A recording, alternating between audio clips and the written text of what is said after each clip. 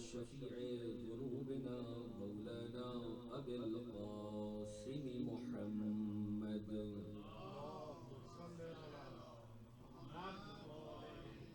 وعلى أهل بيته الطيبين الطاهرين المعصومين المنتجبين المنتخبين المظلومين ولعنة الله على أعدائهم أجمعين من الآن إلى قيام يوم الدين آمين يا أحكم الحاكمين. أما بعد، فقد قال الله سبحانه وتعالى في القرآن الكريم: بسم الله الرحمن الرحيم، الحمد لله رب العالمين الرحمن الرحيم مالك يوم الدين. صلوات محمد وآل محمد.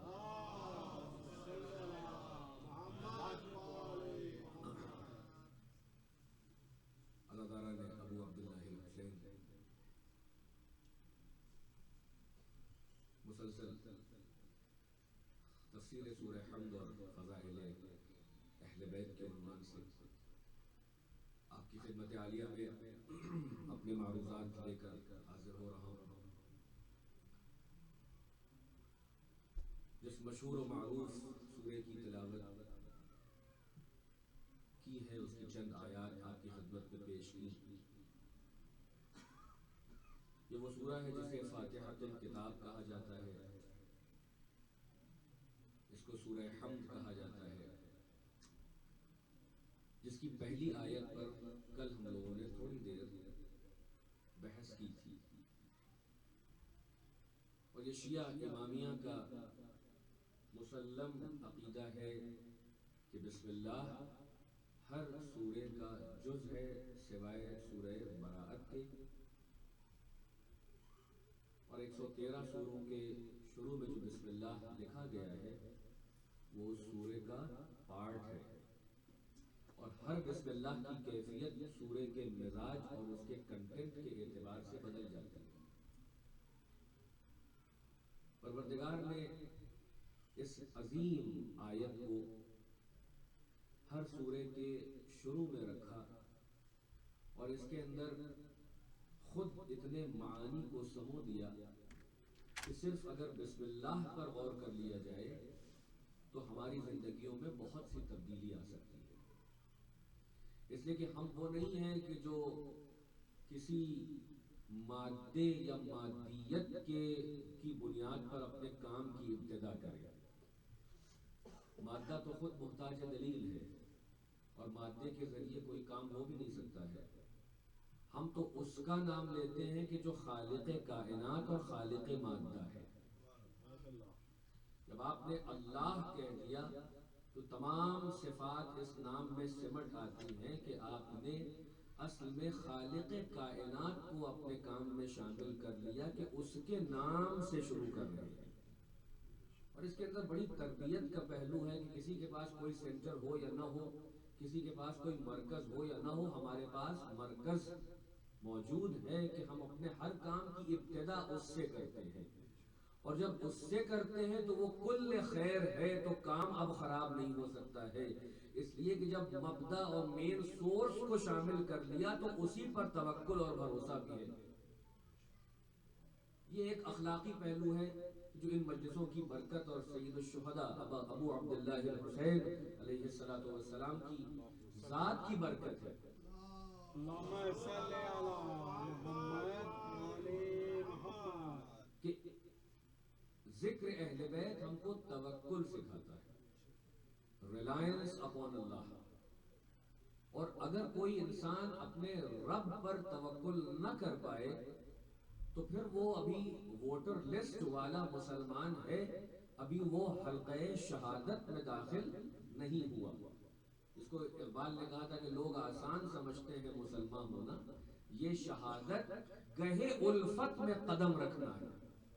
لوگ آسان سمجھتے ہیں مسلمان ہونا، اس لیے کہ ہم نے دیکھا ہے کہ بہت سے ایسے ہیں کہ جن کی ہر عادت اسلامی ہے مگر اندر سے نفاق ہے.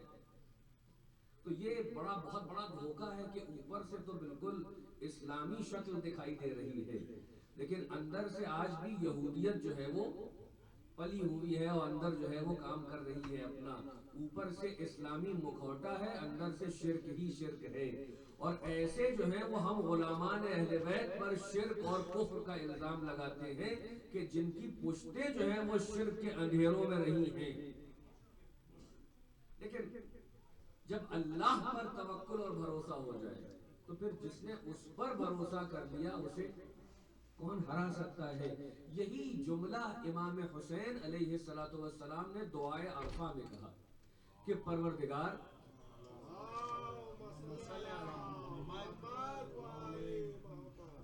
اے پروردگار، جس نے تجھے پا لیا اس نے کیا کھویا، اور جس نے تجھے کھو دیا اس نے کیا پایا۔ خدا کی قسم اس سے گہرا جملہ آپ بتائیں کہ پوری توحید کو اور پوری اس ایتھکس کو اس کے اندر سمو دیا کہ جس کے پاس خدا نہیں ہے اس کے پاس کچھ ہو، در حقیقت کچھ نہیں اس کے پاس آیا اگر خالق حقیقی اس کو نہیں ملا، اور جس کو خالق حقیقی مل گیا اسے دنیا نہیں بھی ملی تو کوئی شکوہ نہیں ہے، اس لیے کہ اس کے پاس خدا آ چکا ہے۔ اور اللہ نے کہا کہ ان اللہ مع الصابرین، اللہ صابروں کے ساتھ ہے۔ تو اب کائنات میں دیکھنا پڑے گا کہ کون وہ ہیں کہ جو نمونہ صبر و رضا بنے ہوئے ہیں اس کائنات میں، کہ خود میدان کربلا میں صبر اگر مجسم کر دیا جائے تو حیران و پریشان کھڑا ہو صبر حسینی کے سامنے کہ صبر کو بھی اگر استقامت چاہیے تو حسین سے استقامت لینا پڑے گا۔ صلوات بھیج دے محمد و آل محمد پر۔ اللہم صلی علی محمد و آل محمد۔ اس لیے کہ یہ وہ ذوات مقدسہ ہیں کہ جو اس کے تمام صفات کا مظہر ہے اس کائنات میں۔ آپ نے کہا بسم اللہ الرحمن الرحیم، اس میں لفظ اللہ ہے، اس کی طرف انسان کا وجدان اور اس کی فطرت بتاتی ہے کہ ہے کوئی خالق کہ جس نے پیدا کیا ہے سب کو۔ آج جو تھوڑی دیر آپ کے سامنے بحث کرنا ہے وہ اسی موضوع پر کرنا ہے کہ یہ فطرت کا اور وجدان کا اور ہماری انسٹنکٹ اور نیچر کی آواز ہے کہ کوئی ہے خالق، مگر مسئلہ یہ ہوتا ہے کہ آج اہل دنیا کے سامنے آپ جب یہ مسئلہ رکھیں تو وہ فوراً کہتے ہیں کہ بھئی اللہ کے ماننے کی دلیل کیا ہے، کیا دلیل ہے؟ تو اب ہم نے کل آپ سے کہا تھا کہ اب ہم کو بھی سوال کرنا چاہیے، we should begin to ask questions، سوال ہمیں خود اب کرنا چاہیے، کب تک جواب دیں؟ تو اس کا کاؤنٹر آرگیومنٹ یہ ہے کہ خود آپ کے اپنے ہونے کی دلیل کیا ہے؟ جو یہ کہہ رہا ہے کہ اللہ کے ہونے کی دلیل دیجئے، آپ اس سے کہیے، اس ایتھیسٹ سے کہیے، اگر وہ واقعاً ایتھیسٹ ہے تو اس سے کہیے کہ بھئی خود آپ کے ہونے کی دلیل کیا ہے، آپ ہیں اس بات کا کیا ثبوت ہے؟ تو فوراً جواب آئے گا کہ ارے یہ بھی کوئی دلیل کی چیز ہے، ہمیں معلوم ہے کہ ہم ہیں۔ کیسے معلوم ہے بھائی؟ تو فلسفے میں دو طرح کے ٹرمز ہیں علم کے بارے میں، ایک کو کہا جاتا ہے اے پرائیوری نالج، اے الگ اور پرائیوری الگ، اور دوسرا ہوتا ہے اے پوسٹیریوری نالج۔ وہ نالج کہ جو ڈائریکٹ ہوتی ہے اسے اے پرائیوری کہتے ہیں، اور جو تجربات اور لیب اور کسی ٹیچر یا مدرسے یا کتاب کی مدد سے حاصل ہوتی ہے، جو انڈائریکٹ ہوتی ہے، اسے اے پوسٹیریوری کہا جاتا ہے۔ یہ ایمانوئل کانٹ نے یہ پورا یہ دو ٹرمز دیے، اور بالکل بنیادی بات ہے، سامنے کی بات ہے۔ تو جو نیچرل اور انسٹنکٹیو یا انٹیوٹیو نالج ہوتی ہے اس میں کسی وسیلے اور کسی سہارے کی ضرورت نہیں ہوتی ہے، بلکہ آپ کو خود معلوم ہوتا ہے کہ یہ ہے۔ اب وہ لوگ کہ جو ظاہر بین ہیں اور ہر غیب کا انکار کر دیتے ہیں، ان کے کوٹ میں بال ڈالتے ہوئے کہ یہ جو آپ کو معلوم ہو گیا تو یہ ہمیں دکھا سکتے ہیں کہ کہاں ہے یہ نالج کہ جو آپ کہتے ہیں کہ مجھے معلوم ہے۔ کیا کوئی صاحب آج تک جو خدا کے وجود کو دیکھنا چاہتے ہیں اور کہتے ہیں کہ دکھائیے لیب میں لا کر تبھی مانیں گے، دکھتا کیوں نہیں ہے؟ اگر ہے تو ان سے سوال یہ ہے کہ یہ جو آپ کو نالج ہے کہ آپ ہیں تو یہ دکھتی کیوں نہیں ہے اگر ہے؟ علم KNOWLEDGE یہ نالج ہے کہاں آپ کے اندر؟ کہیے کہ یہ دیکھیے اندر جا کے دیکھیے یہ حصہ ہے یہاں رکھی ہوئی ہے، تو احساس کیسے ہوا کہ آپ ہیں؟ کہا یہ فطرت کی آواز ہے، یعنی فطرت یہ تو بتا سکتی ہے کہ ہم ہیں، اور یہ نہیں بتا پا رہی ہے کہ ہم کس کی سبب سے ہیں۔ جو فطرت یہ بتائے کہ ہم ایگزسٹ کرتے ہیں اور اس کے لیے ہمیں کسی مدرسے کی ضرورت نہیں ہے، کسی دلیل کی ضرورت نہیں ہے، بلکہ بذات ہی معلوم ہے کہ ہم ہیں، وہی فطرت یہ بھی بتاتی ہے کہ کوئی ہے کہ جس نے یہ سب کچھ پیدا کیا ہے۔ صلوات بھیج دے محمد و آل محمد پر۔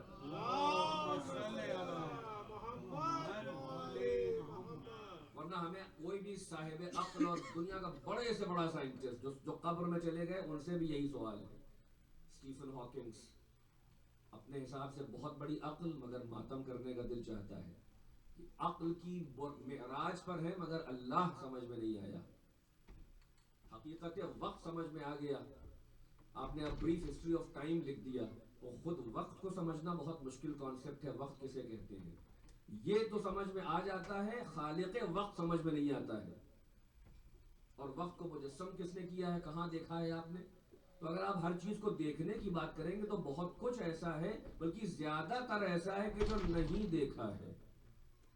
خود اپنے وجود ہی کے بارے میں ابھی کیا معلوم ہے، اور انسان خالق وجود کا انکار کر رہا ہے، وہ خالق کے جو بہتے ہوئے پانی پر تصویر ابھار دیتا ہے تو انسان وجود میں آ جاتا ہے۔ اب دنیا کسی مصور اور سائنٹسٹ اور پینٹر سے کہیے کہ ذرا کسی حرکت کرتے ہوئے پانی پر کوئی تصویر بنا دے، تو جو بھی وہ رنگ اس پر بنانے کی کوشش بھی کرے گا وہ رنگ بہ جائے گا۔ اب اے انسان ذرا اپنی خلقت پہ غور کر لے کہ اللہ نے نجس پانی سے نطفوں کو ملا کر کیا خوبصورت وجود بنا دیا ہے۔ کوئی کائنات میں ایسا خالق کہ جو پانی پر تصویر ابھارے تو اتنی طرح کی تصویر اور اتنی کمپلیکس تصویر سامنے آ جائے۔ اور خود اپنے وجود کے اندر جا کے دیکھیں، کبھی غور کریں کہ وہ جو چھوٹا سا سیل تھا اس سے ہم کیسے بن گئے۔ خود اپنے اندر اتر کے انسان دیکھے تو کیا کچھ غیب ہے۔ اسی لیے قرآن نے کہہ دیا کہ الذین یؤمنون بالغیب، صاحبان تقویٰ تو وہ ہیں کہ جو غیب پر ایمان رکھتے ہیں۔ ابھی انسان کو اپنے وجود کی خبر نہیں ہے کہ اندر اس وقت کیا ہو رہا ہے۔ سب کچھ کتاب میں لکھا ہوا ہے اور لکھنے والے پر ایمان بھی لائے ہیں، نہ خود ویریفائی کیا ہے، نہ خود ٹیسٹ کیا ہے، نہ خود ایکسپیریمنٹ کیا ہے، بلکہ بعض لوگوں کے لکھے پر اعتبار کر کے مان لیا کہ انہوں نے خود ٹیسٹ اور ویریفائی کر لیا ہے، لہذا ہر ایک کو یہ مان لینا چاہیے کہ ایسا ہی ہو رہا ہے کہ جو بایولوجی کی کتاب میں لکھا ہے۔ بذات ہی تو خود ہر ایک کو جا کے ویریفائی کرنا چاہیے تھا کہ جو خون دوڑ رہا ہے یہ کون سا خون ہے، اور جو دل سے نکلتا ہے وہ کیسا ہے، جو پھیپھڑوں سے جاتا ہے وہ کیسا ہے، اور یہ ڈی این اے کیا ہے، اور یہ روبوزومز کیا ہیں، اور یہ رائبوزومز کیا ہیں، اور یہ نیوکلیس کیا ہے، اور یہ پروٹوپلازم کیا ہے۔ نہ دیکھا کچھ، نہ جانا کچھ، بلکہ تصویر کو دیکھ کر سمجھ لیا کہ کچھ مصدق افراد نے کہہ دیا ہے تو ہم نے مان لیا۔ بس ہم بھی کہتے ہیں کہ اس کائنات میں جو صادق و امین ہے کہ جس سے بڑا کوئی سچا نہ گزرا، کہ جس کے دشمنوں نے کہا کہ یہ صادق آ رہا ہے، یہ امین آ رہا ہے، اس نے کہہ دیا کہ ہے ایک پروردگار خالق جہان، تو ہم نے محمد کی زبان پر اعتبار کر کے کلمہ پڑھ لیا ہے۔ صلوات بھیج دے محمد و آل محمد پر۔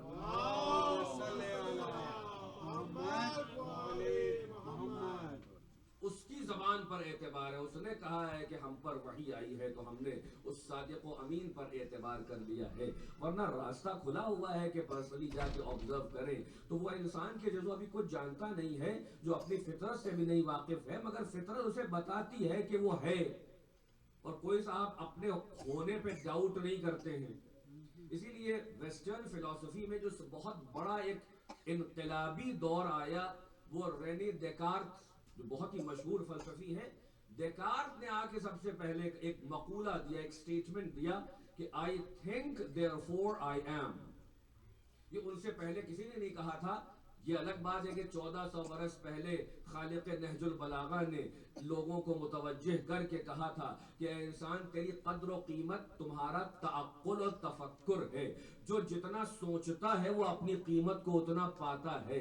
امیر المؤمنین نے 1400 برس پہلے عرب کے بدوؤں کے سامنے کہا تھا کہ انسان کی قیمت اس کا تفکر اور تعقل ہے، جتنا سوچتے چلے جاؤ گے اتنا رب سے قریب ہوتے چلے جاؤ گے۔ اسی لیے امیر المؤمنین نے کہا تھا کہ جس نے اپنے نفس کو پہچان لیا اس نے اپنے رب کو پہچان لیا. یہ اشارہ ہے کہ آئیے بھائی بایولوجی کی طرف سے آنا ہے, سائیکالوجی کے راستے سے آنا ہے. جتنا اپنے اندر غور و فکر کرتے چلے جائیں گے, اپنا یہ اندر کا جو عظیم کائنات ہے یہ اشارہ کر رہی ہے کہ بغیر خالق کے یہ وجود میں نہیں آ سکتی ہے. لہذا دیکارٹ نے کہا I think therefore I am, میں سوچتا ہوں اس لیے میں ہوں. یہ وہ بنیادی بات تھی. اب یہیں سے وجدان اور فطرت. مگر پرابلم کیا ہے کہ ہم اکثر عادت اور فطرت میں کنفیوز ہو جاتے ہیں. بہت توجہ آپ کی, شاید کوئی ایک علمی گوشہ آج نئے رخ سے بات کرنا چاہ رہا ہوں. فطرت کی آواز اور عادت کی آواز میں ہم کنفیوز ہوتے ہیں کہ یہ عادت کا تقاضا ہے یا فطرت کا مطالبہ ہے. کیسے پہچانا جائے کہ فلاں چیز فطرت کے تقاضا ہے اور فلاں عادت اور ماحول کا تقاضا ہے؟ تو اس میں ایک سامنے کی مثال آپ کے سامنے پیش کروں. انسان کی عادتیں, اس کا ماحول, اس کا کلچر, ان تمام چیزوں میں تغیر پایا جاتا ہے, چینج پایا جاتا ہے. آپ اٹھا کے دیکھیں کہ ماحول بدل جاتا ہے, عادتیں بدل جاتی ہیں, کلچر بدل جاتا ہے. 100 سال, 200 سال, 500 سال, 1000 سال آپ کو جگہ جگہ بڑے موٹے موٹے ویریشنز نظر آئیں گے, تو یہ بدلتے رہتے ہیں. مگر جب آپ تاریخ کو طول میں دیکھیں, اوپر سے نیچے تک لے کے آ جائیں اور تاریخ کے اوراق کو پلٹنا شروع کریں, جو شے آپ کو کبھی نہ بدلتی ہوئی نظر آئے وہ فطرت ہوا کرتی ہے. جو بدل جائے ماحول کے اعتبار سے یا زمین کے خطوں کے اعتبار سے وہ عادت اور ماحول اور کلچر ہوا کرتا ہے. ادھر آپ نے زمانہ بدلا, وہ چیز غائب ہو گئی, پھر 500 سال کے بعد ظاہر ہوئی, یا 1000 سال 1000 برس پہلے نہیں تھی مگر اب جا کے دکھائی دے رہی ہے. یا خطہ بدلے, یعنی لینڈ بدلتا ہے, جب مکان بدلتا ہے تب بھی چیزیں بدلنے لگتی ہیں. جو ہندوستان میں ہے وہ آسٹریلیا میں نہیں ہے, جو آسٹریلیا میں ہے وہ امریکہ میں نہیں ہے, خود جو نارتھ میں ہے وہ ساؤتھ میں نہیں ہے, جو یہاں نہیں ہے وہ وہاں نہیں ہے. یعنی جب زمانہ بدلا تب بھی چیزیں بدلی, ماحول بدلا, عادتیں بدلی, اور جب خطے بدلے, لینڈ بدلا, مکان بدلا, تب بھی چیزیں بدلی. جو نہیں بدلی ہمیں تاریخ کے اوراق پلٹ پلٹ کر دیکھنے میں, جو ہمیشہ شروع سے لے کر ایک رہی اسے ہم فطرت کے طور پر جانتے ہیں, اور جو بدل جائے, تبدیل ہو جائے, تغیر پذیر ہو جائے, چینج کر لے, وہ عادت اور ماحول ہوا کرتا ہے. اس کو ذہن میں رکھیے گا تو آپ کو لطف آئے گا. اب آگے بڑھتے ہیں, اس مثال کو لے چلتے ہیں. بہت سی چیزیں ایسی ہیں کہ جو 200 سال پہلے تھیں اب نہیں ہیں. اچھا, ہم سب جو 90s کے پیدا ہوئے تھے 80s 90s میں, ہمارے یہاں پہ باقاعدہ ڈارک لیب ہوتا تھا. کیمرے کی بڑی قیمت تھی. میں نے ایک بڑا خوبصورت آرٹیکل پڑھا ایک انگریز رائٹر کا. اس نے کہا کہ یہ جو موبائل فون جب سے آ گئے ہیں تب سے فوٹوگرافی کی اہمیت کم ہو گئی ہے. 1000 کلک آپ پتہ نہیں کتنے کر لیتے ہیں. جب پہلے کیمرہ تھا تو 36 کی ریل تھی, بڑا بچا کے کھینچتے تھے کہ 36 ہی پرنٹ ہیں, کہیں خراب نہ ہو جائے. اور وہ البم آج تک آپ محفوظ رکھے ہیں جن لوگوں کے گھر میں پرانے البمز ہیں. ورنہ یہ جو آپ موبائل سے ہزاروں فوٹو صبح سے شام کھینچتے ہیں, نہ ان کی البم بنتی ہے اور نہ کوئی ان کو بڑی قیمتی سمجھتا ہے کہ جب چاہیں گے 50 سیلفی لے لیں گے. اس کی اہمیت ہی ختم ہو گئی. مگر وہ ڈارک لیب جو 80s 90s میں بڑی اچھی تھی, اور وہ کیمرہ اب وہ آثار قدیمہ میں آ گیا. وہ کوڈک, انڈیا کی کوڈک کمپنی ختم ہو چکی, اور وہ ڈارک لیب بھی معدوم ہو گئے, ختم ہو گئے, کہیں دکھائی نہ, کیونکہ اب وہ پرنٹ ہی نہیں ہے, وہ ریل ہی نہیں آتی, تو ڈیولپ کون کرے گا؟ اب تو ڈیجیٹل فوٹوگرافی ہے, اسٹل فوٹوگرافی ہے, تو کوئی ضرورت نہیں ہے. وہ کینن کے کیمرے آ چکے ہیں, وہ کوڈک والا کلک کریں تو ایک بار چھپا, کچھ نہیں ہے. تو جو 25 سال پہلے تھی وہ اب نہیں ہے. اچھا, آج سے 50 سال پہلے کے انسان کو اگر زندہ کرتے تو شاید دوبارہ قبر میں جانے کی تمنا کرے. وہ یہی بڑے بڑے عقول لدہر, البرٹ آئنسٹین اور سر ایزیک نیوٹن اگر واپس آ جائیں اور بچوں کے ہاتھ میں کھلونا دیکھیں تو ان کی عقلیں تو پہلے یہی جھنجھنا جائیں گی کہ یہ کیا ہو گیا. اتنا تو ہم سوچ بھی نہیں پائے, دنیا آج کہاں سے کہاں ترقی کر گئی ہے. لہٰذا آپ دیکھیں کہ زمانہ جب بدلتا ہے اور حالات بدلتے ہیں تو چیزیں ہوتی بھی ہیں اور ختم بھی ہو جاتی ہیں. کبھی ایک زمانے میں حقہ بہت بڑی چیز تھی، آج آثار قدیمہ میں ہے، بزرگوں کے یہاں شاید کبھی ایک رکھا ہو وہ شوکیس میں بچوں کو دکھانے کا، امریکہ میں تو وہ بھی نہیں ہوگا، پتہ نہیں اب یہاں شیشے کا کلچر ہے کہ نہیں ہے، مگر یہ کہ پرانے جو دادا جان اور پر دادا جان کے حقے تھے وہ رکھے ہوئے ہیں، اب کوئی اس کو منہ نہیں لگاتا ہے۔ یعنی جیسے جیسے زمانہ اور حالات بدلتا ہے چیزیں آتی ہیں اور چلی جاتی ہیں، مگر اب میں آپ کو فطرت کی مثال پیش کروں، یہ تو انسان کی بنائی ہوئی چیزیں ہیں، عادتیں ہیں، یہ کلچر کا پارٹ ہے جو آتا ہے اور چلا جاتا ہے، مگر کیا آپ نے کبھی تاریخ کے اوراق کو پلٹ کر دیکھا کہ بھوک جو حضرت آدم سے شروع ہوئی تھی وہ کسی زمانے میں غائب ہو گئی ہو، کسی لینڈ کے بدلنے سے بھوک غائب ہو گئی ہو، پیاس غائب ہو گئی ہو، خوشی کا عنصر غائب ہو گیا ہو، تکلیف لگنے پہ آنسو کا بہنا غائب ہو گیا ہو؟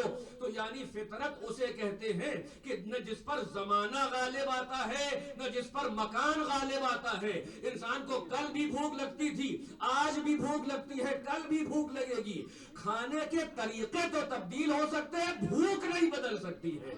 صلوات بھیج دے محمد و آل محمد پر۔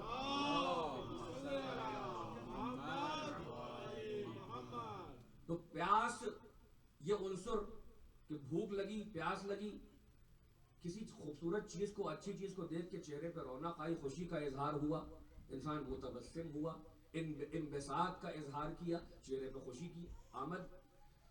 خراب چیز ہے یا تکلیف دہ ہے تو آنکھوں سے آنسو نکلا، گریا کیا، یہ شروع ادھر بھی انسان کرتا تھا، بیچ میں کسی خطے میں چلے جائیں آپ، تو یہ ہم کو ایک پہچان یہ ملی کہ جو چیز تبدیل ہو جائے، بدل جائے، کل ہو اور آج نہ ہو، وہ ہوتی ہے عادت، اور جو تبدیل نہ ہو زمان و مکان سے بلکہ وہ سٹیبل رہے، اسے فطرت کا تقاضا کہا جاتا ہے۔ اب جو لوگ خدا کو یہ مان رہے ہیں کہ یہ ایسے ہی کوئی تصور ہے، تو ذرا تاریخ کے اوراق پلٹ کے دیکھیے، کیا تصور خدا کسی ایک دور میں پایا گیا، پھر اس کو پروپیگنڈے کے تحت پھیلا دیا گیا، پھر بیچ میں ایک پورا ایریا آیا کہ جہاں تھا ہی نہیں کوئی تصور؟ تو جو بھی ہسٹری کا اسٹوڈنٹ ہے اور جو اینتھروپولوجی کا اسٹوڈنٹ ہے وہ جانتا ہے کہ قدیم سے قدیم تاریخ بھی اٹھا کے دیکھ لے تو ہر جگہ کھدائی میں ایک ایسی جگہ ملی ہے کہ جہاں سے یہ آثار ملے کہ ان کے پاس کوئی نہ کوئی تصور خدا تھا۔ وہ پری ہسٹورک سیولائزیشن ہو، وہاں بھی اگر کبھی کھدائی کی گئی تو کوئی ٹیمپل مل گیا، کوئی گرجا مل گیا، کوئی معبد مل گیا، کوئی چھوٹی سی جگہ ملی کہ جہاں سے معلوم ہوا کہ ان کے پاس تصور خدا تھا۔ یعنی پری ہسٹورک ٹائم سے لے کے آج تک کوئی زمانہ ایسا نہیں گزرا، کوئی خطہ ایسا نہیں ہے کہ جہاں پر تصور خدا نہ پایا جائے۔ تو جب ہر جگہ پایا جا رہا ہے اور نہ یہ چینج ہو رہا ہے نہ بدل رہا ہے، تو اللہ کا تصور فطرت کا تقاضا ہے، عادت کا تقاضا نہیں ہے۔ صلوات بھیج دے محمد و آل محمد پر۔ یہ عادت نہیں ہے، یہ ماحول نہیں ہے، یہ کلچر نہیں ہے کہ کبھی اپنا لیا اور کبھی چھوڑ دیا۔ اچھا یہاں سے میں دیکھیے اسی آرگومنٹ کو اب میں اپنے خلاف ایک آرگومنٹ قائم کرنے جا رہا ہوں۔ مان لیا کہ ہر جگہ ایک معبد کھدائی میں ملتا ہے، اینشنٹ سیولائزیشن میں بھی تصور خدا الہ پایا جاتا ہے، یہاں تک کہ خود عرب جو مشرک ہیں ان سے بھی رسول اللہ سے کہا جا رہا، اللہ کہہ رہا ہے کہ وَلَئِن سَأَلْتَهُمْ، اے حبیب جب بھی آپ ان سے پوچھیں گے من خلق السماوات والارض، کس نے زمین و آسمان کو پیدا کیا ہے، تو یہ بے اختیار لَيَقُولُنَّ اللَّهُ، فوراً کہیں گے اللہ نے پیدا کیا ہے۔ یہ مشرک ہیں، اور یاد رہیے گا مشرک تب تک مشرک نہیں ہو سکتا جب تک ایک خدا کو نہ مان لے۔ غور کیجئے گا، بڑی باریک علمی بات ہے یہ۔ بھئی مشرک کون ہوتا ہے؟ جب تک وہ اس ایک کو نہ مانے تبھی تو وہ شرک کرے گا، جب وہ کسی کو مانتا ہی نہیں تو وہ مشرک کہے گا۔ پہلے وہ ایک کا اقرار کرے گا، اس کے ساتھ جوڑے گا کہ نہیں ان کے ساتھی بھی ہیں، ان کے مددگار بھی پائے جاتے ہیں، یہ فلاں ہیں، یہ برہما ہیں، یہ وشنو ہیں، یہ مہیش ہیں، اور یہ شیو ہیں، اور یہ فلاں ہیں، اور یہ فلاں ہیں، تو مختلف لوگوں کو ان کے ساتھ جوڑے گا، مگر اصل کو ماننا پڑے گا تبھی مشرک ہوگا۔ تو یہ مشرکین مکہ بھی جب ان سے پوچھا گیا کون ہے ان کا خالق، تو کہنے لگے کہ اللہ خالق ہے۔ تو پھر پوچھا گیا کہ پھر یہ بت، تو کہا کہ نہیں ہم ما نعبدہم، ہم ان کی پرستش نہیں کرتے ہیں، کیا کرتے ہیں پھر؟ الا لیقربون الی اللہ زلفا، ہم ان کو اللہ تک پہنچنے کا وسیلہ بناتے ہیں، یعنی ڈائریکٹ اس ذات تک نہیں پہنچ سکتے تو کسی معتبر کو بیچ میں لانا پڑتا ہے تاکہ وہ خدا تک لے جائے۔ تو بھئی کیا مصیبت ہے کہ آپ نے اس وسیلے کو شرک کہہ دیا، اور اہل بیت کو جب وسیلہ مانا تو شرک نہیں ہوا۔ تو جواب قرآن آئے گا کہ وسیلہ بنانا شرک نہیں ہے، لیکن تمہیں اختیار نہیں ہے کہ اپنا وسیلہ بناؤ، ہم جسے وسیلہ بنائے اسے لے کے ہم تک چلے آؤ۔ صلوات محمد و آل محمد پر۔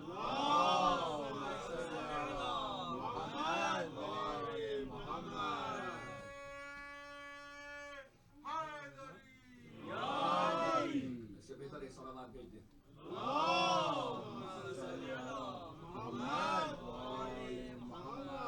اب یہاں سے ایک جملہ اور آ گیا ہے تو کہتے چلوں کہ عرب کا مزاج تھا، اچھا جتنے ہی مشرک ہیں جو بت پرست ہیں ان کا مزاج یہ ہے کہ وہ خاموش کو مانتے ہیں۔ جناب ابراہیم کا واقعہ قرآن میں، تو جناب ابراہیم نے کیا ریشنل آرگیومنٹ قائم کیا کہ جب سب چلے گئے فیسٹیول میں تو آپ جو بنے لیٹے ہوئے تھے کہ انی سقیم، میں بیمار ہوں، اٹھے اور گرجا ان کے عبادت خانے میں گئے اور سب کو توڑ تاڑ دیا ایک کلاڑی سے، اور وہ کلاڑی بڑے والے بت کے گلے میں ٹانگ دی۔ ایسا پلٹ کیا دیکھا، ارے توبہ، ایسا ٹوٹا پوٹا پڑا ہوا ہے، یہ شیئر ایکٹ آف وینڈلزم کس نے کیا بھائی؟ تو بڑے شیطان نے کیا۔ شیطان بھی جو ہے ماشاءاللہ ایک بڑا ہے، ایک منجلا ہے، ایک چھوٹا۔ صلوات پر محمد و آل محمد۔ اب بھی اگر آنکھ نہ کھلے، اے حاجیوں، اپنے سے خود ہی مارتے ہو، خود ہی تسلیم بھی کرتے ہو۔ تو وہ بڑے والے صاحب کے گلے میں کلاڑی ڈال دی۔ اچھا پوچھنے والے نے پوچھا کہ کیا بدتمیزی ہے؟ وہ لڑکا جو گیا نہیں تھا وہ ہمارے خداؤں کو برا بلا کرتا، ہو نہ ہو وہی ہوگا۔ ان کو بلایا گیا، کیا بہترین عقلی آرگیومنٹ، قرآن لاجک سے بات کرتا ہے، زبردستی نہیں منواتا ہے۔ بھائی پوچھ لو، آج ابراہیم آپ کا صحیح ہے کہ نہیں ہے؟ یہ اب یہ کیسے جواب دے گا؟ تو کہا جواب نہیں دے سکتا تو خدا کیسے ہے پھر؟ کہہ دو، فریاد کرو، پر سن نہیں سکتا ہے، تب بھی مان رہے ہو۔ یہ دعائیں جا کہاں رہی ہیں؟ کوئی رانگ نمبر ہے؟ کہیں اور جا رہی ہیں؟ کہاں جا رہی ہیں بھائی؟ کھانا سامنے رکھتے ہو، جناب ابراہیم کہتے ہیں مکھی آتی ہے اور وہ کھانا اٹک کے چلی جاتی ہے، اس کو پکڑ بھی نہیں پاتا یہ بت، اتنا مجبور ہے کہ نہ کھانا کھا پائے نہ کھانے کو بچا پائے، کوئی توڑ دے تو خود سے بنا نہ پائے، اتنا مجبور کہ خود سے وجود میں بھی نہ آ پائے، محتاج خالق ہے جو اس کو وجود میں لائے، وہ اپنے جبین نیاز کو اس کے سامنے جھکا دے۔ اس سے زیادہ انسانیت کی توہین کیا ہو سکتی ہے؟ ہم نے خود ہی بنایا اور خود ہی نت مستک ہو گئے، سر کو جھکا دیا ان کے سامنے۔ کیا بہترین آرگیومنٹ پیش کیا۔ یعنی بت جو ہوتا ہے آئیڈل، وہ خاموش ہوتا ہے، اور شرک کا مزاج یہ ہے کہ وہ خاموش کو قبول کرتا ہے، بولتے کو چھوڑ دیتا ہے۔ اب آپ سمجھے یہ راز کہ جب رسول اللہ نے کہا کہ میں تمہارے درمیان دو گراں قدر چیزیں چھوڑے جا رہا ہوں، ایک کتاب اللہ جو خاموش رہتی ہے، دوسرے اہل بیت جو بولتے بھی ہیں، روکتے بھی ہیں، ٹوکتے بھی ہیں، اصلاح بھی کرتے ہیں۔ تو جو پرانا مشرکانہ مزاج تھا وہ غالب آیا، اس نے کہا کتاب لے لیں گے، اہل بیت کو نہیں لینے والے ہیں۔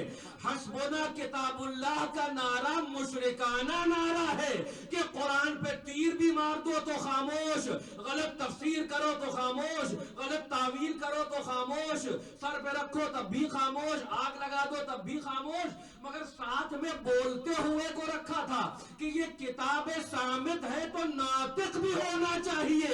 صامت کو لے لیا، ناطق کو چھوڑ دیا، اس لیے کہ مشرکانہ مزاج اسلام کے آنے کے بعد بھی اندر اندر پنپ رہا تھا۔ صلوات بھیجتے محمد و آل محمد۔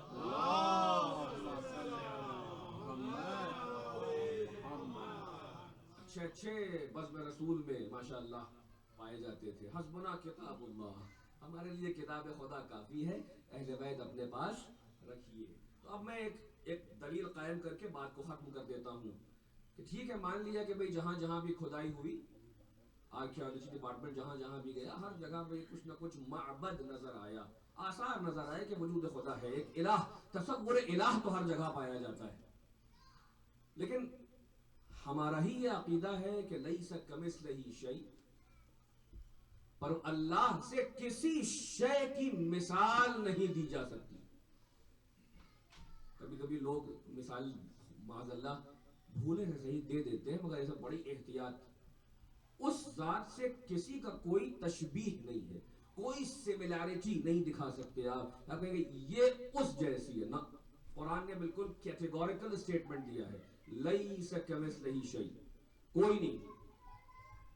آپ کہتے ہیں کہ وہ واحد ہے، وہ احد ہے، اس کی کوئی پرتما نہیں ہے، کوئی اس کا آکار نہیں ہے، کوئی شیپ نہیں ہے، نراکار ہے وہ، جیسا کہ ہندوستان میں ویدوں میں تصور ہے، جو الہی تصور ہے، جو پیور تصور ہے، وہ وہی ہے کہ جو ہمارے یہاں ہے۔ یہ الگ بات ہے کہ بعد چیزوں کو بدلا گیا، لیکن جو اوریجنل تھاٹ ہے وید کا وہ یہی ہے کہ وہ نراکار برہم ہے، کہ جس کا کوئی آکار نہیں، کوئی پرتما، کوئی مورت، کوئی سملیرٹی، کوئی سملیٹیوڈ نہیں ہے اس کا۔ یہ وہی الہی کانسیپٹ ہے کہ جو پرانی ہندوستانی کتابوں میں پایا جاتا ہے۔ اب ہم اپنے خلاف ایک آرگیومنٹ رکھتے ہیں کہ ٹھیک ہے، آپ نے کہا کہ آثار ملتا ہے، لیکن جب بھی کبھی کھدائی ہوئی ہے تو کچھ ٹیڑھے میڑھے بت بھی وہاں ملے ہیں، نہ ریفائنڈ ہو، پری ہسٹورک ٹائم میں بھی کچھ نہ کچھ مورتی، آئیڈل، کچھ نہ کچھ ملا ہے۔ تو اصل میں آرگیومنٹ یہ ہونا چاہیے کہ فطرت کا تقاضا بت پرستی ہے، توحید پرستی نہیں ہے۔ بے شک، سبحان اللہ، کیا بات ہے۔ اب ہم اپنے خلاف ہی جا رہے ہیں، اس کا جواب بھی دیں گے کہ بھائی جب بھی کبھی کھدائی ہوئی، جب بھی ہم نے کبھی روینس کو جا کے دیکھا، تو ہمیں اس میں کوئی نہ کوئی ٹوٹا پھوٹا ایک آبجیکٹ نظر آیا کہ جو یہ بتاتا ہے کہ ہے کوئی تصور۔ تو اصل میں کہنا یہ چاہیے کہ توحید نہیں بلکہ بت پرستی فطرت کی آواز ہے کہ جو ہر جگہ ہم کو نظر آئی۔ اب اس کا جواب دینے کے لیے بہت ایک مضبوط آرگومنٹ چاہیے، جو انشاءاللہ آپ کی خدمت میں پیش کرنا چاہتا ہوں۔ آپ محظوظ ہوں گے، ایک بلند آواز سے صلوات بھیج دیں عظمت اہل بیت پر۔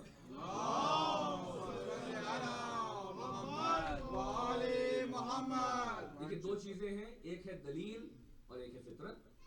دلیل جو ہے وہ تفصیل بتاتی ہے، ڈیٹیل بتاتی ہے دلیل، اور جو فطرت ہے، اب ایک لفظ ہے کہ جو ممکن ہے کہ نوجوان نہ سمجھیں لیکن بزرگ جانتے ہیں، ایکسپلین کروں گا، اجمال بتاتی ہے۔ اجمال کہتے ہیں کسی چیز کو جنرل طور پر بتا دینا، اس کی مکمل ڈیٹیل حوالے نہ کرنا بلکہ اشارہ کر دینا، اسے اجمال کہا جاتا ہے۔ اور دلیل جو ہوتی ہے وہ ڈیٹیل بتاتی ہے۔ تو اب فطرت کا تقاضا جو ہوتا ہے، فطرت اشارہ کرتی ہے، ڈیٹیل نہیں بتاتی ہے۔ جس کی میں مثال آپ کے سامنے دوں، بہت سامنے کی مثال ہے۔ چھوٹا بچہ جو نوزائیدہ جسے کہتے ہیں کہ ابھی پیدا ہوا، جب یہ پیدا ہوتا ہے تو اس کی فطرت اس سے بتاتی ہے کہ تمہارا رزق آس پاس ہی کہیں ہے۔ تو اور کیجئے گا، نفسیاتی ایک آپ کے سامنے ایگزامپل ہے۔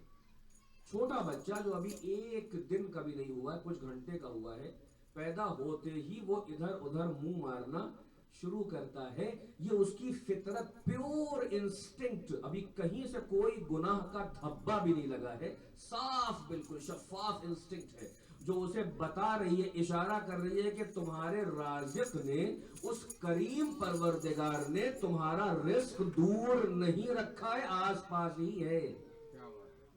مگر اب یہ تجربہ جن لوگوں کی اولادیں ہیں وہ جانتے ہیں، جن لوگوں نے دیکھا ہے، جو آبزرو کیا ہے، کہ جب بچہ کبھی کبھی روتے روتے جب ہاتھ پیر ہلکا سا مارتا ہے، منہ ادھر کرتا ہے، تو کپڑا منہ میں آ گیا، اس کپڑے کو چوسنے لگتا ہے کہ یہی شاید رزق ہو۔ سبحان اللہ۔ آپ اپنی انگلی دے دیتے ہیں چھوٹے بچے کو، تو انگلی انگوٹھا چوسنے لگتا ہے، یہ سمجھ کر کہ شاید اس رازق نے اس میں رزق رکھا ہے۔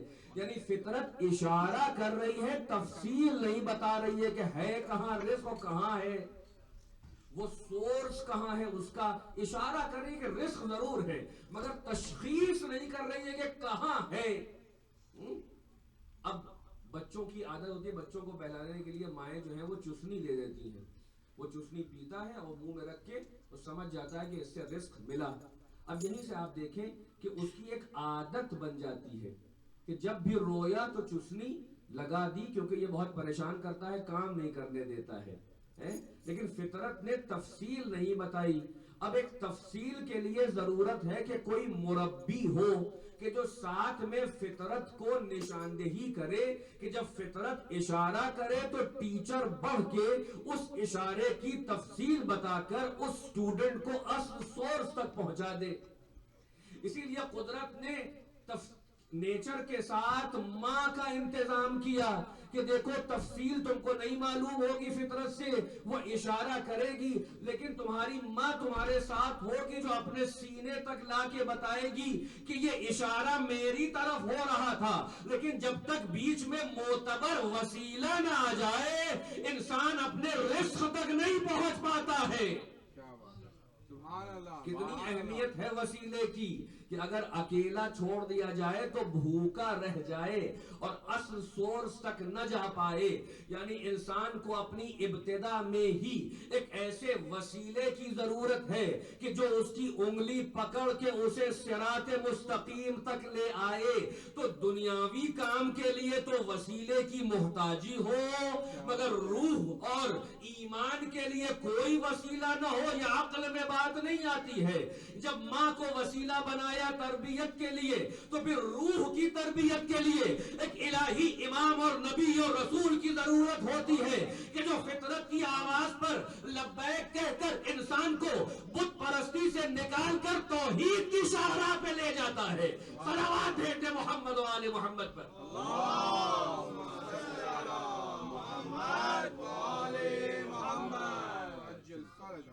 یعنی مطلب یہ ہوا کہ فطرت جو ہے وہ تفصیل نہیں بتائے گی، اشارہ کرے گی، اس کے لیے ضرورت ہے کہ تفصیل کو ڈی کوڈ کرے۔ اب یہاں سے ایک آرگومنٹ اور سن لیں، ٹھیک ہے مان لیا، سوال یہ ہے کہ بچہ جو ہے بت پرستی کی جب عادت ہی پڑ گئی ہے تو پھر چھوڑتے کیوں نہیں ہے؟ سمجھ میں آ گیا کہ بھائی ٹھیک ہے یہ ہمارا سورس نہیں ہے۔ انسان نے جس چیز کو اپنے سے قوی دیکھا اپنا سجدہ اس کی بارگاہ میں پیش کر دیا۔ ایک عجب فضائل کا نقطہ آپ کے حوالے کرنا چاہ رہا ہوں۔ پورے طول تاریخ میں دیکھیے، پیڑ کو اپنے سے بلند اور قوی پایا، سجدہ پیش کرنا شروع کر دیا۔ جانوروں کو دیکھا کہ ان کے اندر رحم و کرم پایا جاتا ہے اور ان سے ہمیں غذا مل رہی ہے، بینیفٹ مل رہا ہے، اپنے سجدے کو ان کے حوالے کر دیا۔ جس جانور کو خطرناک دیکھا کہ یہ ہماری جان کے لیے مضر ہے، اس کے سامنے بھی ہاتھ جوڑ کے کھڑے ہو گئے۔ دریا کی طغیانی کو دیکھا تو ہیبت میں آ گئے، سامنے ہاتھ جوڑ کے کھڑے ہو گئے۔ پہاڑ جیسی مستقیم اور مضبوط چیز کو سامنے دیکھا، اس کے سامنے کھڑے ہو گئے۔ شمس و قمر کو دیکھا تو اس کے سامنے کھڑے ہو گئے۔ یعنی ہر شے کی طرف فطرت اشارہ کر رہی ہے کہ تیرا کوئی خالق ہے، مگر اس اشارے کو جب غلط جگہ اپلائی کیا تو اتنا شرک بڑھتا گیا کہ ہر مخلوق کو اپنا خالق سمجھ کر اس کے سامنے سجدہ ریز ہو گئے۔ فطرت تو بتا رہی تھی کہ ہے کوئی خالق، وہ اشارہ کر رہی تھی، تفصیل نہیں معلوم تھا۔ اب آپ سمجھے سبب انبیاء و مرسلین کہ 1,24,000 کا سلسلہ بھیجا کیوں گیا۔ اگر انسان کو فقط اپنی عقل پر اعتبار کر دیا جاتا کہ جاؤ ہم نے تم کو عقل و شعور دے دیا ہے، آؤ ہم کو پہچان کے آؤ، تو وہ کتنی شرک کی وادیوں سے گزر کر اور ٹھوکریں کھا کھا کے وہاں تک پہنچتا اور شاید نہ پہنچ پاتا، اسی میں سرگرداں رہ جاتا۔ اس کا کرم ہے کہ فطرت بھی پیدا کیا اور فطرت کے ساتھ مربی بھی پیدا کیا کہ جو ہر دور میں آ کے انسان کی انگلی کو پکڑ کر صراط مستقیم کی طرف موڑ دیا کرتے تھے۔ انسان کا تقاضا تھا۔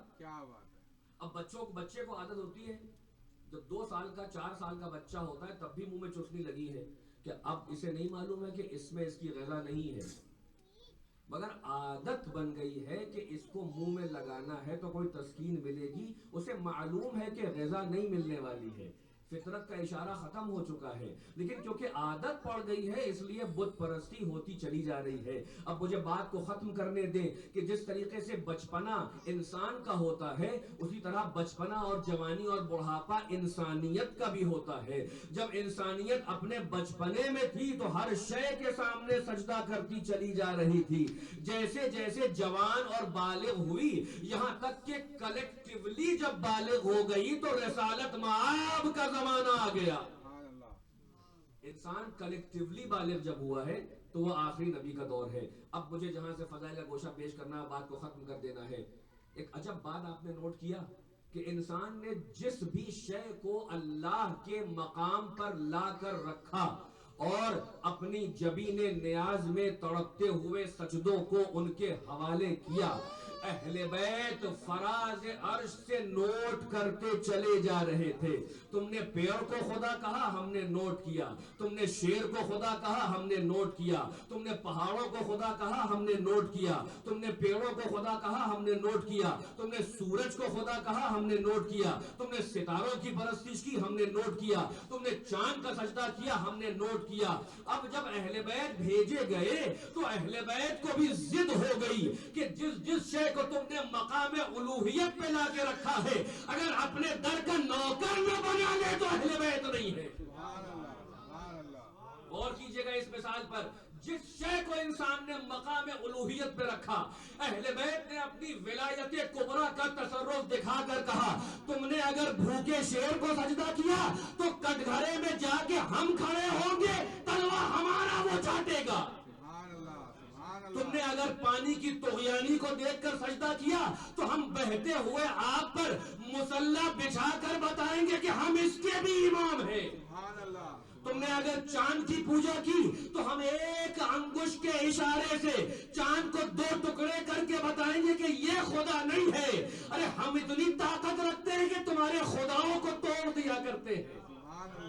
تم نے اگر سورج کی عبادت کی تو میرا وسیع اپنے اشارے سے پلٹا کے بتا دے گا کہ جب وسیع کی اتنی قدرت ہے کہ جو چلا جائے اسے ابھار دیا کرتا ہے۔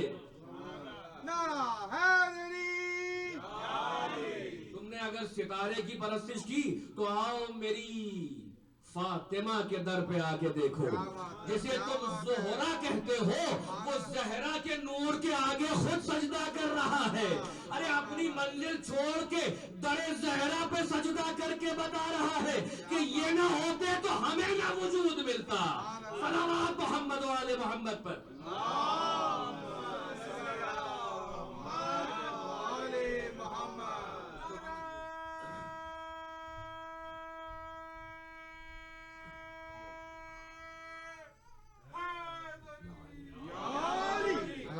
آخری جملے، لہذا تم نے جس شے کو بھی خدا مانا، جس کو بھی اللہ کے مقابلے پہ لا کے کھڑا کیا اور انسانیت کے شرف کو داغدار کیا، ہم اس کو اپنے در کا نوکر نہ بنا لیں۔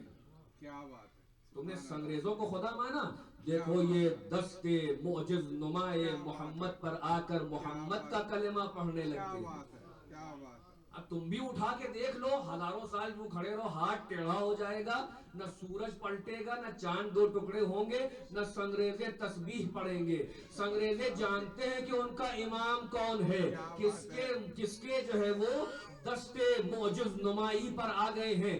یہ سنگریزے ہیں جو محمد کا قصیدہ پڑھ رہے تھے، اور وہ علی ہے کہ جب وہ دست محمد پر آیا قبل نزول قرآن کی تلاوت کر کے بتایا کہ یاد رکھو اہل بیت اور صحابی کا فرق، صحابی وہ ہوتا ہے جو محتاج نزول قرآن ہوتا ہے، علی وہ ہوتا ہے جو قرآن کے نزول سے پہلے سورے پڑھ کے بتاتا ہے کہ ہم یہاں والے نہیں ہیں، وہاں سے پڑھ کے یہاں چلے آتے ہیں۔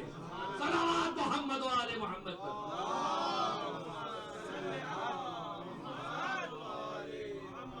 تو سمجھ میں آ جانا چاہیے،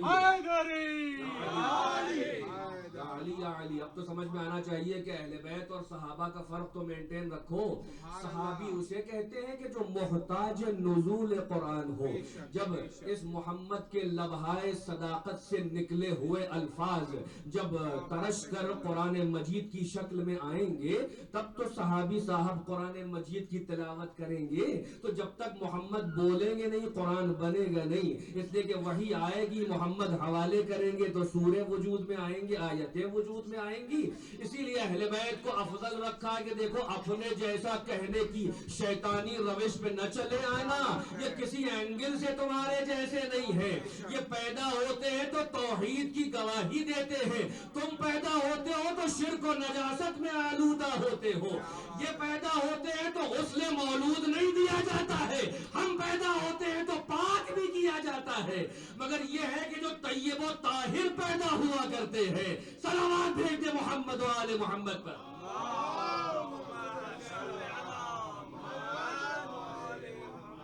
کو تمام کیا. عزیزانو ایک جملہ اور سن لیں اور بس باب مصائب میں آ گیا, وقت ختم ہو چکا ہے. کہ اتنا معجزہ دکھانے کے بعد اگر یہ ولایت ہمارے اور آپ کے پاس آ جاتی تو ہم تو اپنے جامع سے باہر ہو جاتے, اوقات سے آگے چلے جاتے, اپنے آربائٹل سے باہر نکل آتے. الیکٹرون جو ہے وہ orbital s p d f shell میں ہوتے ہیں, اوقات سے باہر آ جائیں تو بڑا قاعدہ بڑا چارجڈ الیکٹران ہے, اس کی الیکٹرون نیگیٹیوٹی بہت زیادہ ہے. تو اگر زیادہ اوقات سے باہر آ جائے تو انرجی زیادہ ہو گئی ہے. نہیں, اب ظرف اہل بیت دیکھیں, اتنا اختیار پوری کائنات پر دکھانے کے بعد اگر فقط خاموش رہ جائیں تو فری آف کاسٹ خدائی مل جائے. عقلی بات, جو پوری کائنات پر ولایت رکھتا ہو اس سے بڑا کون رب کائنات ہوگا, خالق کائنات ہوگا. ہر آدمی کہہ رہا ہے کہ ارے یہ ہمارے دیوی دیوتا ہمارے خداؤں کو یہ چٹکیوں میں کھیل رہے ہیں. اس کا مطلب کہ یہی ہے. کیا ظرف اہل بیت ہے. یہ توحید کو منوانے آئے تھے, اپنے کو منوانے نہیں آئے تھے. اپنا اظہار نہیں تو اس کے لیے آئے ہیں. لہذا جب بھی کبھی کوئی معجزہ دکھایا ہے, جب بھی کوئی کرامت دکھائی ہے, جب بھی کوئی ولایت کا تصرف دکھایا ہے تو ادھر پوری کائنات کو اپنی طرف متوجہ کیا اور دکھانے کے بعد فوراً سجدے میں جا کے کہا سبحان ربی الاعلی و بحمدہ. ارے ہم کو نہ سمجھنا, ہم تم کو اس تک لے جانے کے لیے آئے ہیں. یہ کرامتیں اس کے سبب سے ہیں. لہذا جب کچھ دکھایا عقلوں کو اپنی طرف موڑ کے خدا کی طرف موڑ دیا. صلوات بھیج دے محمد و آل محمد پر.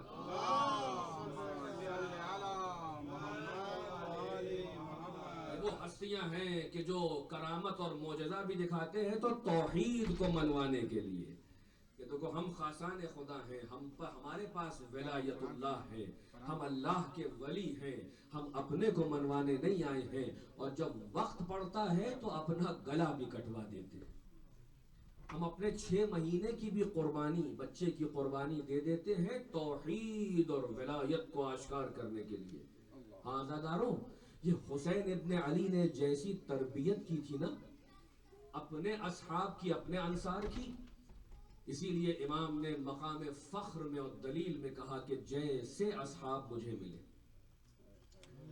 نہ میرے نانا کو ملے, نہ میرے بھیا کو ملے, نہ میرے بابا کو ملے. ہاں عزاداروں, یہ اسی توحید کی تربیت کا اثر ہے کہ حسین کے بچپن کا دوست حبیب ابن مظاہر اسدی, آج ہمارے سامنے جو بھی فقہا ہیں, مراجع ہیں, ان میں سے کسی کو امام نے سند نہیں دی ہے فقاہت کی. یہ اعتباری فقاہت ہے. مگر وہ مرد رجل ارے کس عظیم درجے پر ہوگا کہ جس کو حسین حجت خدا لکھے کہ من الحسین ابن علی الی الرجل الفقیہ. فقاہت تو وہ ہے کہ جس کو امام کہے کہ یہ فقیہ ہے. آزاداروں, بس مختصر سے مسائل، آپ آمادہ بگریا ہیں. یہ وہ راتیں ہیں کہ جس میں دل کھول کے رونا چاہیے، اس لیے کہ نہیں معلوم ہے کہ اگلے برس زندہ رہیں گے کہ نہیں رہیں گے. اور مقصد حیات حسین پر گریا کرنا، ارے مادر حسین کو راضی کرنا. ہاں ایسے سخت حالات ہیں کوفے کے کہ ادھر حبیب اپنے گھر میں ہیں اور ابھی دسترخوان پر بیٹھے ہیں کہ دق الباب ہوا، آواز آئی انا برید الحسین، ارے میں حسین کا نامہ پر آ گیا. ارے حبیب نے کھانے کو چھوڑا اور ننگے پاؤں دوڑتے ہوئے گئے. اب جو دیکھا تو ایک شخص کھڑا ہے گا، کیا کام ہے؟ کہا آقا حسین نے آپ کے لیے خط لکھا ہے. ارے حبیب کا جانتے ہیں مندگی جو عشق والے ہوتے ہیں، جو اہل بیت سے سچی محبت، ارے ابھی حسین کی تحریر کو کھولا نہیں، پہلے آنکھوں سے خط کو لگایا، ارے سر پہ رکھا. ارے میرے آقا نے خط لکھا ہے، میرے مولا نے خط لکھا ہے. اب خط کے جملے سنیں گے عزادارو، ہائے فاطمہ کے بے کس پر کیا مصیبت تھی. کہا ہے سلام ہو اے حبیب، ارے ہم نرغہ آدھا میں گھرتے چلے جا رہے ہیں، اگر ممکن ہو تو مولا کی مدد کے لیے. ہائے حسین غریب، ارے خط لکھ کے بلایا. ہائے حبیب نے منہ کو پیٹا. ارے فاطمہ کے لال پر یہ وقت آ گیا کہ غلاموں کو بلایا. اجرکم اللہ، اجرکم اللہ. ہاں اسی حالت میں اندر آئے. اب کھانا تو کہیں اور چلا گیا. ارے بیوی نے پوچھا کیا بات ہے؟ کہا آقا حسین کا خط آیا ہے، نرغہ آدھا میں گھرتے چلے جا رہے ہیں، ارے ہمیں طلب کیا ہے مدد کے لیے. اب بیوی کہتی ہے تو کیا ارادہ ہے؟ ارے حبیب امتحان لیتے ہیں زوجہ کا، کہتے ہیں تم جانتی ہو حالات بڑے ناسازگار ہیں. اب بڑا سخت پہرا ابن زیاد نے لگا رکھا ہے، سمجھ میں نہیں آ رہا ہے. ایک عجب جملہ کہتی ہے اے حبیب تم پر وائے ہو، ارے آقا بلائے، تم گھر میں بیٹھو میں جا رہی ہوں جہاد کے لیے.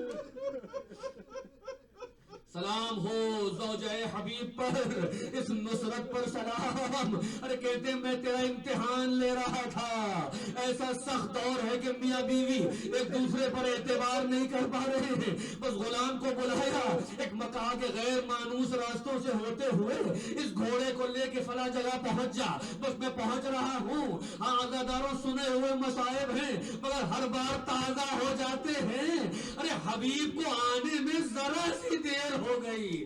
اب جو پہنچے تو دیکھا ارے غلام رو رہا ہے، اور ذوالجناح جو حبیب کا گھوڑا ہے وہ رو رہا ہے، اور غلام کہہ رہا ہے اے اسب باوفا، لگتا ہے آقا کو آنے میں دیر ہو رہی ہے، تو پریشان نہ ہو، اگر آقا نہ آیا تو میں تجھ پر سوار ہو کر ارے حسین پر قربان ہو جاؤں گا. اب جو حبیب نے سنا ارے امامہ سر سے ہٹایا، کیا وقت آ گیا ہے. ارے غلام اجرکم اللہ، اجرکم اللہ. بس حبیب روانہ ہوئے، جملہ کہا میں نے تجھے آزاد کیا، جا تو آزاد ہو گیا چلا جا. کہتا ہے آقا یہ تو بہت بڑا ظلم، ارے آپ جنت کی طرف جائیں اور ہم کو یہی چھوڑ دیں. نہیں ہم بھی آپ کے ساتھ ہم رکاب ہیں. بس حبیب کربلا کے لیے روانہ ہوئے. ادھر حسین منتظر ہے، ارے بچپنے کا دوست جو حسین کے سبب سے زندگی میں واپس آیا تھا. ارے حسین نے کہا دیکھو خاک وہی ہے، اے عباس و علی اکبر، ارے میرے بچپن کے دوست کا استقبال کرو. اب جو حبیب آئے ارے حسین نے بڑھ کے گلے سے لگایا، اے حبیب ارے تم آ گئے میرا سلام. اے حبیب ارے تم مہمان کربلا، ارے تیرا آقا اتنا غریب ہے کہ پانی نہیں پیش کر. اجرکم اللہ، اجرکم اللہ. دو جملے اور احمد کو تمام کیا. ہاں انصار حسینی میں خوشی کی لہر دوڑ گئی. اب مقاتل کہتے ہیں کہ یہ بات ثانیہ زہرہ تک پہنچ گئی. وہ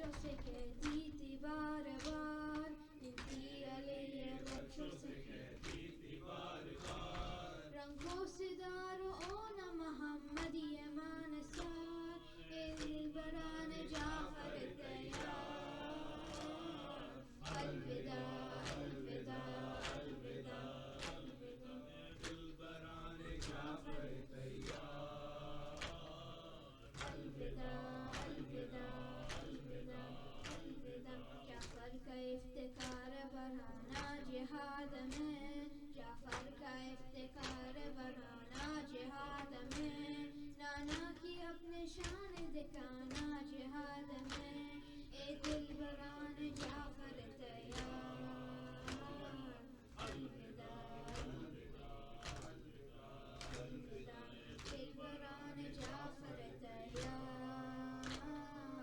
الوداع الوداع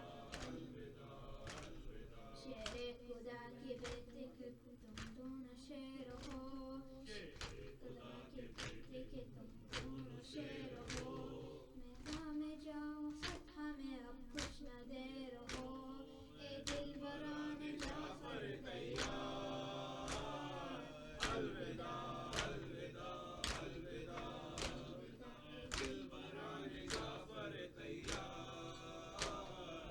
الوداع الوداع الوداع غیر رہے سپاہ مگر مونا مورنا غیر رہے سپاہ مگر مونا مورنا حیدر کی یاد کر ہے میدان نہ چھوڑنا اے دلبران جعفر تیار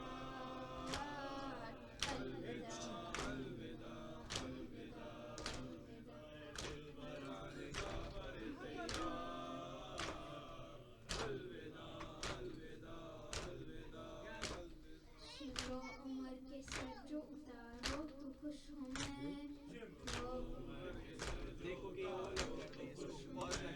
دشمن کو جھوم جھوم کے مارو تو خوش ہوں میں اے دلبران جعفر تیار الوداع الوداع الوداع الوداع دلبران جعفر تیار الوداع الوداع الوداع